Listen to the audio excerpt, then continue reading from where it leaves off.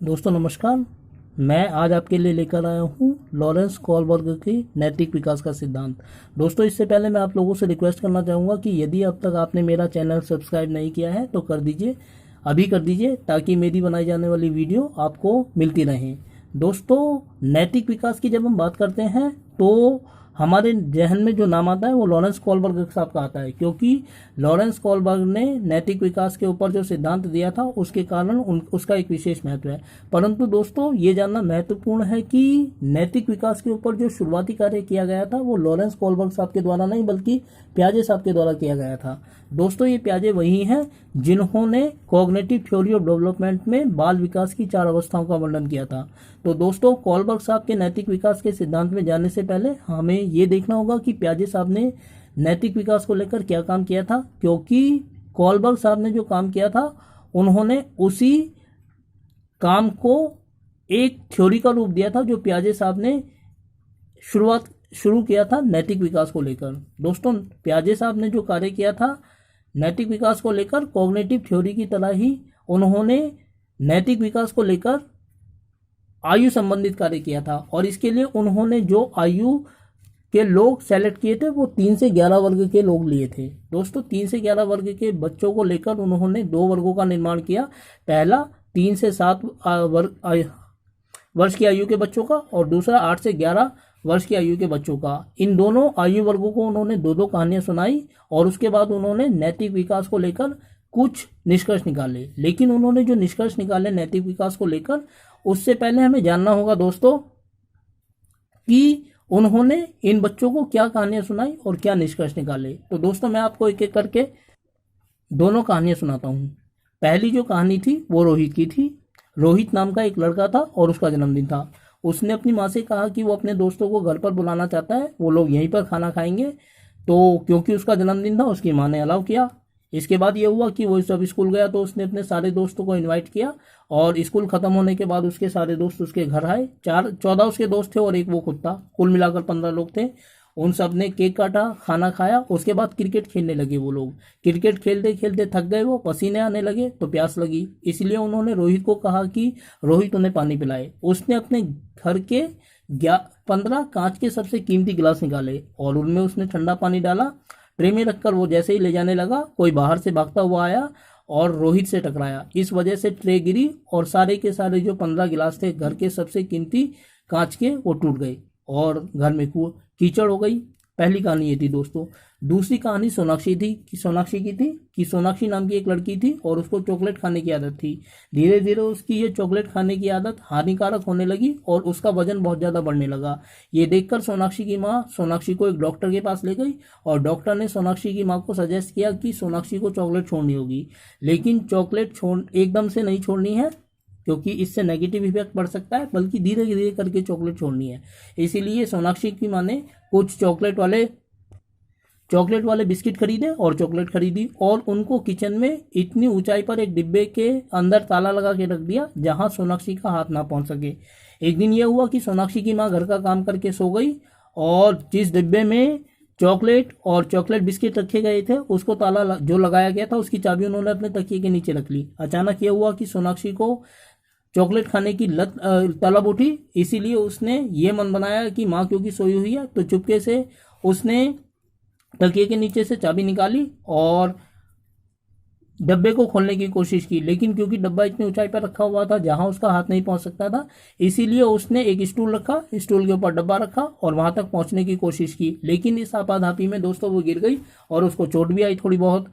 लेकिन उसकी माँ को ये पता चलता उसकी माँ उठती, इससे पहले ही उसने सारा सामान सेट करके रख दिया और वापिस चाबी को उसी जगह रख दिया। दोस्तों ये दोनों कहानियां पियाजे साहब ने 3 से 7 और 8 से 11 आयु वर्ग के बच्चों को सुनाई और उसके बाद उन्होंने जानना चाहा कि इनमें से किसने गलती की है और किसको सजा मिलनी चाहिए। दोस्तों जो पहला वर्ग था 3 से 7 वर्ष की आयु वाला वर्ग, उसने कहा कि रोहित को सजा मिलनी चाहिए क्योंकि रोहित ने अपने घर के 15 की सबसे कीमती कांच के गिलास तोड़े हैं, जबकि सोनाक्षी ने जो गलती की है उसकी माँ को पता ही नहीं चला, गलती की भी थी तो पता नहीं चला, इसीलिए उसको सजा नहीं मिलनी चाहिए।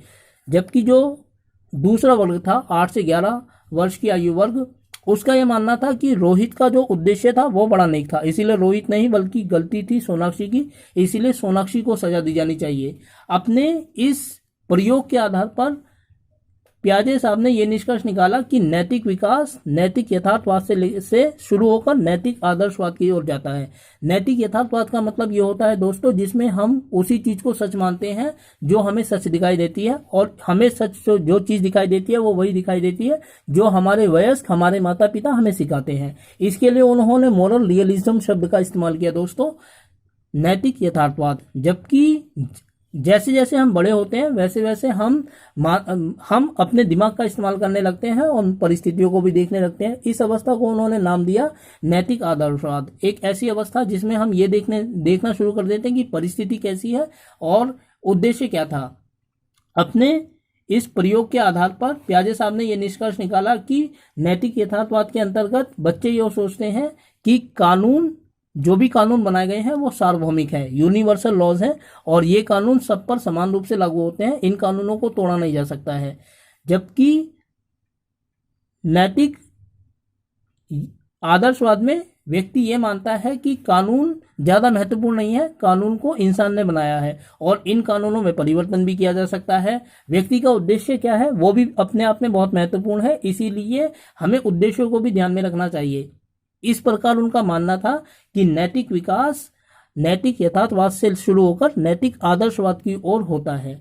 दोस्तों, उन्होंने अपनी थ्योरी में बाद में नैतिक यथार्थवाद के लिए हेट्रोनोमस मोरालिटी शब्द का इस्तेमाल किया। हेट्रोनोमस मोरालिटी का मतलब नैतिकता की ऐसी समझ जो हमें दूसरों ने सिखाई है, हमने उसी को सही मान लिया है। इसमें हमारी कोई समझ नहीं होती है, बल्कि हमने सिर्फ उस बात को सही माना है जो हमारे वयस्कों ने, माता पिताओं ने, टीचर ने हमें सिखाया है। इसको प्याजे साहब ने बाद में हेट्रोनोमस मोरालिटी कहकर पुकारा। जबकि नैतिक आदर्शवाद के लिए उन्होंने बाद में जिस शब्द का इस्तेमाल किया उसको ऑटोनोमस मोरालिटी कहा गया। ऑटोनोमस मोरालिटी जिसमें हम खुद अपने निर्णय लेने लगते हैं और मानने लगते हैं कि उद्देश्य क्या है। व्यक्ति का उद्देश्य बहुत महत्वपूर्ण होता है, इसीलिए किसी भी व्यक्ति को सजा देने से पहले, उसके बारे में कोई निर्णय लेने से पहले ये जान लेना चाहिए कि उस व्यक्ति का ध्येय क्या था। क्योंकि रोहित का उद्देश्य सही था और सोनाक्षी का उद्देश्य गलत था, लेकिन आयु वर्ग के आधार पर दोनों वर्गों का अलग अलग मानना था। दोस्तों, ये शुरुआती कार्य था नैतिक विकास के ऊपर जो प्याजे साहब ने किया था। बाद में लॉरेंस कोलबर्ग साहब ने इसी प्रयोग को आधार बनाकर एक पूरी थ्योरी को डेवलप किया। लेकिन उन्होंने प्याजे साहब की तरह अपने नैतिक विकास के सिद्धांत को किसी आयु वर्ग से नहीं बांधा, बल्कि उन्होंने एक ऐसी थ्योरी दी जिसको उन्होंने किसी आयु से नहीं बांधा और उसे उन्होंने नाम दिया थ्योरी ऑफ मॉरल डेवलपमेंट। दोस्तों, कोलबर्ग साहब ने अपने सिद्धांत को, नैतिक विकास के सिद्धांत को 3 चरणों में बांटा था, प्री कन्वेंशनल, कन्वेंशनल और post conventional. Pre conventional, convention का मतलब दोस्तों होता है कानून। क्योंकि शुरुआती चरण में बच्चे को कानून की कोई समझ नहीं होती है, इसीलिए इसको नाम दिया गया है प्री कन्वेंशनल लेवल, दूसरा कन्वेंशनल लेवल और तीसरा पोस्ट कन्वेंशनल लेवल। इन तीनों चरणों में दोस्तों 2-2 बातें शामिल हैं और दोनों बातों का हमें अध्ययन करना होगा ये जानने के लिए कि कोलबर्ग साहब ने जो कार्य किया था नैतिक विकास के अंतर्गत वो क्या था। पहला जो चरण था दोस्तों प्री कन्वेंशनल लेवल, उसके अंतर्गत पहली जो अवधारणा है वो पनिशमेंट ओबीडियंस ओरिएंटेशन की है। इसमें बच्चा जो भी कुछ करता है वो सजा से बचने के लिए करता है, और जो भी बच्चा करता है वो इसलिए करता है क्योंकि दूसरों ने, बड़ों ने उसको सिखाया है। उदाहरण के लिए अगर उसको कोई ऐसा कार्य करने के लिए कहा जाए जो उसको गलत दिखता है तो वो कहेगा कि नहीं, ऐसा नहीं करना चाहिए, गलत है, चोरी करना पाप है, क्योंकि उसको बड़ों ने सिखाया है कि चोरी करना पाप है। जिस बात को वो सच मानता है वो उसी को सही कहता है और बाकी जो गलत चीज है उसको गलत। इसमें जो भी बच्चा करता है वो सिर्फ सजा से बचने के लिए और शाबाशी पाने के लिए करता है, इसीलिए इसको पनिशमेंट ओबीडियंस ओरिएंटेशन कहा जाता है। दूसरे चरण में दोस्तों बच्चा जब आता है तो वो सौदेबाजी करने लगता है, सौदे करने लगता है, लेकिन जो भी वो सौदा करता है वो मासूमियत की तरीके से करता है, इसीलिए इसको नाइव हेडोनिस्टिक कहा जाता है। उदाहरण के लिए 2 बच्चे हैं, एक बच्चा कड़ी चावल लेकर आया है और दूसरा दाल रोटी। कड़ी चावल वाला बच्चा दाल रोटी खाना चाहता है, इसीलिए वो दाल रोटी वाले बच्चे से बात करता है और कहता है कि भाई मेरा दिल दाल रोटी खाने का है, तुम मेरे कढ़ी चावल खा लो और मुझे अपनी दाल रोटी दे दो। और वो बच्चा मान लेता है, दोनों आपस में अपना टिफिन बदल लेते हैं। इससे क्या हुआ दोस्तों, उसने सौदेबाजी भी कर ली लेकिन उसने किसी को नुकसान नहीं पहुंचाया। इस चरण की खासियत ये होती है कि बच्चा जो भी सौदेबाजी करता है इसमें उसका मकसद किसी को नुकसान पहुंचाना नहीं होता, बल्कि जो भी सौदेबाजी वो करेगा वो अपने हित को पूरा करने के लिए करता है। क्योंकि सौदेबाजी जो वो करता है वो मासूमियत की तरीके से करता है, इसीलिए इसको नाइव हेडोनिस्टिक कहा जाता है। इसके बाद दोस्तों दूसरा चरण आता है कन्वेंशनल लेवल। कन्वेंशनल लेवल में बच्चे को कानून की समझ होने लगती है, इसीलिए वो वैसा करने लगता है जैसा कानून और समाज उससे एक व्यक्ति के रूप में उम्मीद करता है। इसमें पहली अवस्था जो है वो गुड बॉय और नाइस गर्ल्स ओरिएंटेशन है। इसमें बच्चा जो भी करता है, लड़कियां जो भी करती हैं वो अच्छी लड़की बनने के लिए करती हैं, लड़का जो भी करता है वो अच्छा लड़का बनने के लिए करता है। और ऐसा वो इसलिए करते हैं क्योंकि समाज उनको ऐसा देखना चाहता है। अपनी खुद की इच्छाओं को वो दबा देते हैं, बल्कि वैसा करते हैं जो समाज उनको देखना चाहता है। और उद्देश्य ये है कि समाज उनको अच्छा लड़का या अच्छे लड़की के रूप में मान्यता प्रदान करे। इसके बाद चौथे चरण में जब व्यक्ति प्रवेश करता है बच्चा, तो वो लॉ एंड ऑर्डर ओरिएंटेशन में प्रवेश करता है। इस अवस्था में आकर बच्चा ये मानने लगता है कि भले ही कानून उसको पसंद नहीं है, कोई कानून उसको पसंद नहीं है, लेकिन फिर भी अगर समाज को चलना है तो उसको कानूनों का पालन करना ही होगा। इसीलिए बेमन से ही सही हमें कानूनों का पालन करना चाहिए, हमें चाहकर भी कानूनों का उल्लंघन नहीं करना चाहिए। उसके बाद दोस्तों तीसरा चरण आता है पोस्ट कन्वेंशन लेवल, और इसमें भी दो चरण हैं। पहला सोशल ऑर्डर ओरिएंटेशन। दोस्तों ये वो चरण है जिसमें व्यक्ति काम करता है, विभिन्न संस्थाओं से जुड़ जाता है और जिन संस्थाओं से वो जुड़ा होता है उन संस्थाओं से प्यार करता है। इन संस्थाओं में सुधार के लिए व्यक्ति काम करता है और इसमें बिना कोई स्वार्थ के वो कार्य करना चाहता है। उदाहरण के लिए जिन संस्थाओं में व्यक्ति काम करता है, अगर उसको छुट्टी वाले दिन भी बुलाया जाए बिना वेतन के, तो बहुत सारे लोग काम करने के लिए तैयार हो जाते हैं, क्योंकि वो उन संस्थाओं से काम करते हैं, उनकी बेहतरी चाहते हैं। और अगर कोई कानून ऐसा बनाया जाता है जिनसे इन संस्थाओं की हानि होती है, तो वो बिना किसी डर के इन कानूनों का विरोध करने के लिए भी तैयार हो जाते हैं। इसमें उनका अपना व्यक्तिगत स्वार्थ कुछ नहीं होता है, बल्कि इनका जो उद्देश्य होता है उन संस्थाओं की बेहतरी करना होता है जिनसे वो जुड़े होते हैं। दोस्तों इन 5 अवस्थाओं तक व्यक्ति जो होता है वो कानून से जुड़ा होता है, किसी भी अवस्था में वो कानूनों का उल्लंघन नहीं करना चाहता। जो भी काम व्यक्ति करता है वो कानूनों के दायरे में रहकर करता है। छठी अवस्था जो है यूनिवर्सल एथिक प्रिंसिपल ओरिएंटेशन की, इसमें व्यक्ति जो भी कानून काम करेगा वो इंसानियत को ध्यान में रख के करता है। इसमें इंसानियत सबसे बड़ी हो जाती है, कानूनों का कोई महत्व नहीं रह जाता। अगर व्यक्ति को इंसानियत का भला करने के लिए कानूनों को भी तोड़ना पड़े तो व्यक्ति कानूनों को का उल्लंघन करने में, उनको तोड़ने में बिल्कुल भी सोचता नहीं है। इसीलिए इसको यूनिवर्सल एथिक प्रिंसिपल ओरिएंटेशन कहा जाता है। लेकिन दोस्तों ये छठी अवस्था तक बहुत कम लोग पहुंच पाते हैं। महात्मा गांधी और मदर टेरेसा जैसे लोग इसमें शामिल हैं, क्योंकि उन्होंने इंसानियत को लाभ पहुंचाने के लिए कानूनों का भी कोई डर नहीं पाला और कई बार जेल भी गए, इसलिए क्योंकि वो इंसानियत को लाभ पहुंचाना चाहते थे। दोस्तों ये 3 चरण की जो 6 अवस्थाएं हैं, इसमें हाइन साहब ने नैतिक विकास के विभिन्न चरणों को देखा और इसके आधार पर उन्होंने कुछ निष्कर्ष निकाले। उन्होंने ये निष्कर्ष कैसे निकाला? उन्होंने ये निष्कर्ष निकाला हाइंस की कहानी के माध्यम से। हाइंस कौन था और क्या उसकी कहानी थी, मैं आपको सुनाता हूँ। और इस कहानी पर उन्होंने इन 6 की 6 अवस्थाओं वालों से विचार जानने चाहे, तब उन्होंने अपने नैतिक विकास के सिद्धांत को विकसित किया। हाइंस एक व्यक्ति था जिसकी पत्नी को कैंसर हो गया था। वो अपनी पत्नी को डॉक्टर के पास ले गया।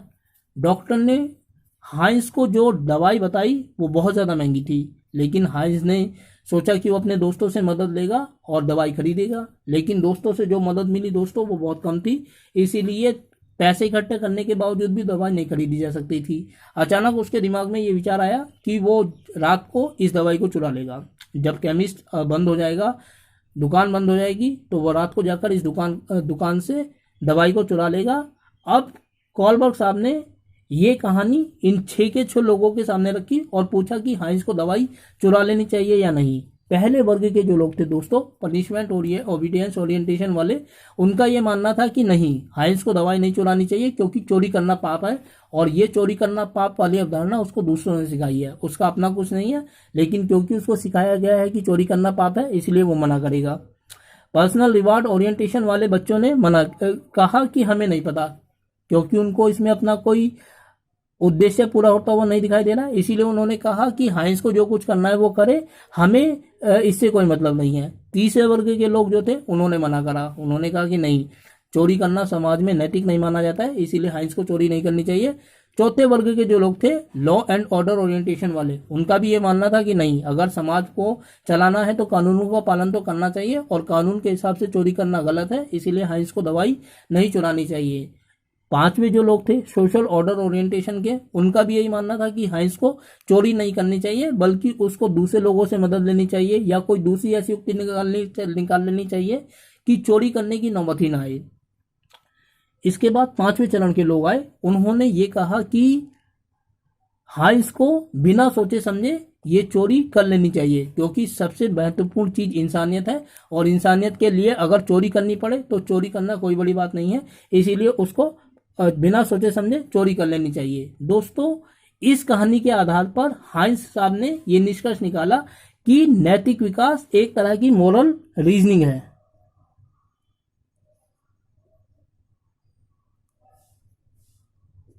नैतिक तर्कना